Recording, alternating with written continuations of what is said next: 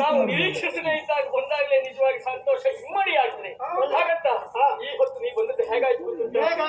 ಸಂಜೆ ಸಮಯದಲ್ಲಿ ಚಂದ್ರ ಹೀಗೆ ಗಗನದಲ್ಲಿ ಏರಿ ಬಂದ ಹಾಗೆ, ಆ ಕಂಪಿಗೆ ಸಮುದ್ರದ ಅಲೆಗಳು ಮತ್ತು ಉಕ್ಕೇರಿದ ಹಾಗೆ ನಮ್ಮ ಸಂತೋಷ ಉಕ್ಕೇರ್ತಾ ಇದೆ. ಹೇಗೆ ಇಲ್ಲಿಗೆ ಹೇಗೆ ಬಂದೆ ನೀನು? ಗೆಳೆಯ ನೀ ಇರುವಲ್ಲಿ ಮಮ್ಮ ನಿಲಯ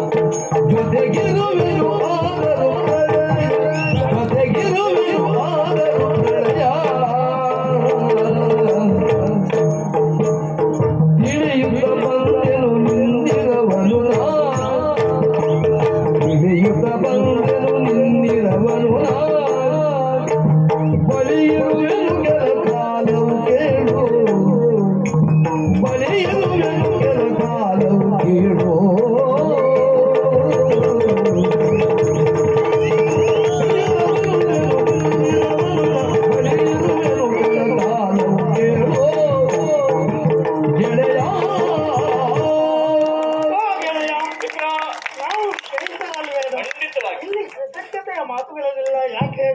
ಸ್ನೇಹ ಅಂದ್ರೆ ಹೇಗೆ ಬಲ್ಲಯ? ದೇಹದಲ್ಲಿ ಹಸ್ತಗಳು, ಲೋಚನದ ರೆಪ್ಪೆಗಳು ಯಾವ ತರದಲ್ಲಿ ಕಷ್ಟ ಬರೆ ಓಡಿ ಬಂದು ಅವುಗಳಿಗೆ ನೋಡು ಕಣ್ಣಿಗೊಂದು ಕಸ ಬಿಟ್ಟರೆ ರೆಪ್ಪೆಗೆ ಮುಟ್ಲಿಕ್ಕೆ ಹೇಳ್ಬೇಕಾ? ದೇಹಕ್ಕೆ ಕಷ್ಟವಾದ್ರೆ ನೋವಾದ್ರೆ ಕೈಗೆ ಉಪಚಾರ ಮಾಡುವಂತ ಹೇಳಿದ್ರು ಸಹಜವಾಗಿ. ಸ್ನೇಹ ಅಂದ್ರೆ ಹಾಗೆ, ಕಷ್ಟ ಬಂದ ಕಾಲಕ್ಕೆ ಒದಗುವುದೇ ನಿಜವಾದ ಗೆಳೆಯ.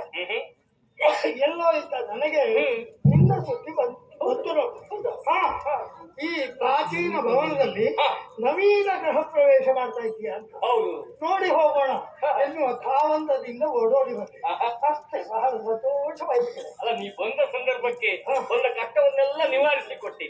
ನಿಜವಾಗಿ ಈಗ ಆಗುವ ಸಂತೋಷ ಹೇಳಲಿಕ್ಕಾಗುದಿಲ್ಲ. ಸ್ನೇಹ ಅಂದ್ರೆ ಅದೇ ಖಂಡಿತವಾಗಿ. ಈ ಪುಣ್ಯಾತ್ಮ ಯಾರಪ್ಪ?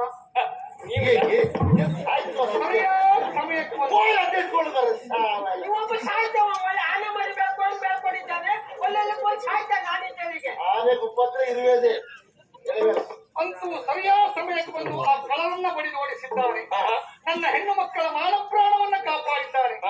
ಯಾರು ಈ ಪುಣ್ಯಾತ್ಮ? ನಿಮಗೆ ಇತರ ಪರಿಚಯ ಇಲ್ಲ. ಆಗತ್ತಾ? ಹೊಸ ಮುಖ ನಿಮಗೂ ಹೊಸ ಮುಖ, ಎಲ್ಲರಿಗೂ ಹೊಸ ಮುಖ ಆಗ್ತದೆ. ಯಾಕೆ?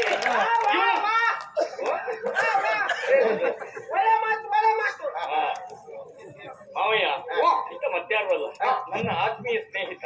ಹಾಗಂತ ಇವನು ಪರಿಚಯವನ್ನು ಮಾಡಲಿಕ್ಕೆ ಕೊಟ್ರೆ ಹೇಳಲಿಕ್ಕೆ ಮಾತು ಸಾಕಾಗುತ್ತೆ. ಕೇಳಬೇಕು. ಇವನೊಟ್ಟಿಗಿನ ಬೆಳಗು ಅಂದ್ರೆ ಒಂದು ಸುಪ್ರಭಾತ.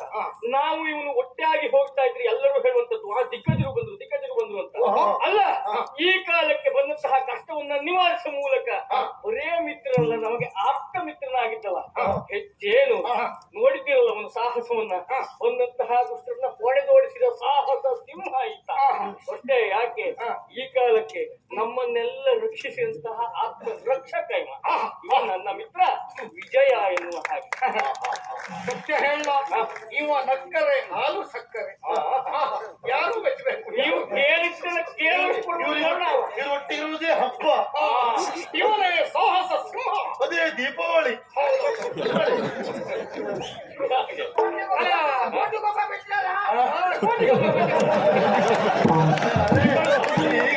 ಈಗ ಅವರು ಕೋಟೆ ಹುಡುಕ್ತಾ ಇದ್ರಿ ಈಗ. ಅಲ್ಲ ಪುಣ್ಯಾತ್ಮ, ನೀ ಬರುವನೇನೋ ಬಂದಿದ್ದೀಯ. ಇವತ್ತು ನಮ್ಮಲ್ಲಿ ಗಣ ಹೋಮ, ಊಟ ಮಾಡ್ಕೊಂಡೆ ಹೋಗು. ಊಟ ಮಾಡ್ಕೊಂಡ ಗೆಳೆಯ ಶ್ರೀಕಾಂತ, ಬಿಡುವಿನಲ್ಲಿ ಕಷ್ಟಪಟ್ಟು ಸ್ವಲ್ಪ ವಿರಾಮ ಮಾಡಿಕೊಂಡು ಬಿಡುವು ಮಾಡಿಕೊಂಡು ಒಂದು 10 ದಿನ ನಿಮ್ಮೊಟ್ಟಿಗೆ ಇರೋಣ. 10 ದಿವಸ ತಿಂಗಳಿಗೂ ಮಿತ್ರ, ಏನೂ ಸಮಸ್ಯೆ ಇಲ್ಲ. ಎಲ್ಲ ಅವಕಾಶ ಉಂಟು. ನೀನು ಬೊಜ್ಜ ಐತೆ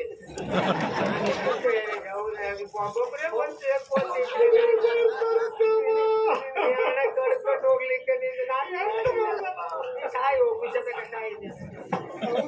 ಏನು ಗೊತ್ತಾ? ಕೆಲವೇ ಹೆಣ್ಣು ಮಕ್ಕಳು ಮನೆಯಲ್ಲಿದ್ದಾರೆ, ಮದುವೆ ಆಗದೆ ಇವ ಬಂದಿದ್ದಾನೆ, ಇನ್ನು ಗತಿ ಏನಪ್ಪಾ ಅಂತ ವಿಚಾರ ಮಾಡಿ. ಅಲ್ಲ, ಅವ್ರು ಮನಸ್ಸಲ್ಲಿ ಅಂದ್ಕೊಂಡದ್ದು ನಿಮ್ಗೆ ಗೊತ್ತಾಯ್ತಾ? ಪುಣ್ಯಾತ್ಮ ಮನಸ್ಸಲ್ಲಿ ಅಂದ್ಕೊಂಡದ್ದೇನು, ಮುಖ ನೋಡಿಕೊಂಡು ನೀವು ಏನ್ ಅಂದ್ಕೊಳ್ತಾ ಇದ್ದೀರಿ ಅಂತ ಸ್ಪಷ್ಟವಾಗಿ ಹೇಳಬಲ್ಲ ಮನಃಶಾಸ್ತ್ರಜ್ಞ. ಮನಃಶಾಸ್ತ್ರಜ್ಞರು ಹೌದು, ಎಲ್ಲ ಗೊತ್ತಾಗ್ತದ? ಎಲ್ಲ ಗೊತ್ತಾಗ್ತದೆ. ಹಾಗಾದ್ರೆ ಅಜ್ಜಿ ಮನಸ್ಸಲ್ಲಿ ಅಂತ ಉಂಟು ಅಂತ ಹೇಳಿ ನೋಡುವ.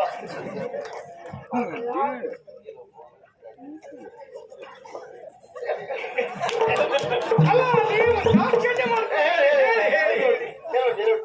ಏನೇನಪ್ಪ ನೀನು ಅವಳನ್ನು ಒಪ್ಕೊಳ್ಳಿಕ್ಕೆ ಕಾಯ್ತಾ ಇದ್ದೀಯ.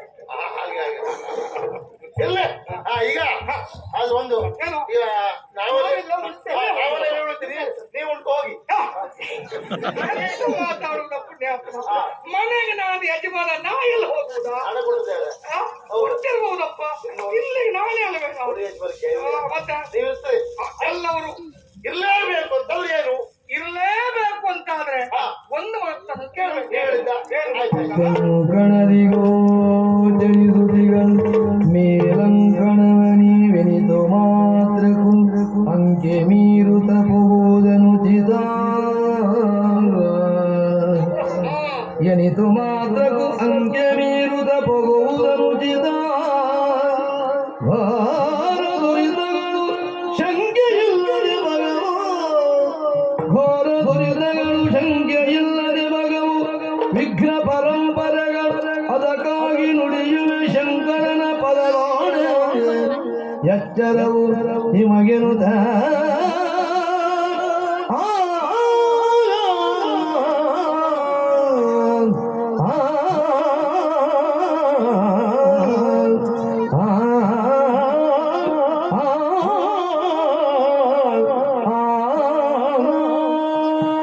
ನೀವು ಎಲ್ಲರೂ ಇಲ್ಲಿಯೇ ಇರುವುದು ಹೌದು ಅಂತಾದ್ರೆ ಒಂದು ಎಚ್ಚರದ ಮಾತನ್ನು ಹೇಳ್ತಾ ಇದ್ದೇನೆ. ಮೇಲ್ಮಾಡಿ ಕಾಣ್ತಾ ಇದೆಯಲ್ಲ ಒಂದು ಕೋಣೆ, ದಕ್ಷಿಣಾಮುಖವಾಗುಂಟು. ಯಾರು ಅಲ್ಲಿ ಹೋಗಬಾರ್ದು ಅಂದ್ರೆ ಆಗುದಿಲ್ಲ. ಯಾಕೆ ಯಾಕೆ ಹೋಗ್ಬಾರ್ದು? ಏನಾಗ್ತದೆ? ಹೋದರೆ ವಿಗ್ರಹವೇ ಉಂಟಾಗುತ್ತದೆ.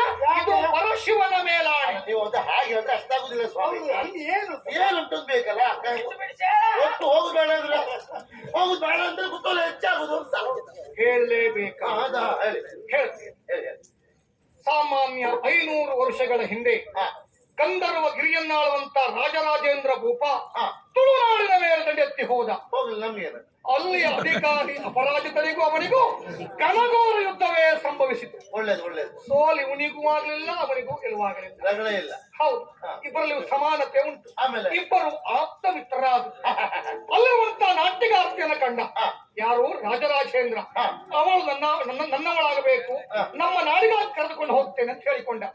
ಅಪರಿಚಿತ ಕಳಿಸಿಕೊಟ್ಟ. ಒಪ್ಪಿದೆ, ಕಳಿಸ್ಕೊಟ್ಟ. ಹೌದು, ಹಾಗಂತ ಅವಳು ಆ ಕಡೆ ಹೋದ ಮೇಲೆ ಅವಳಿಗೊಬ್ಬ ಪ್ರಿಯಕರ ಇದ್ದ. ಮೊದ್ಲೇ ಮೊದಲೇ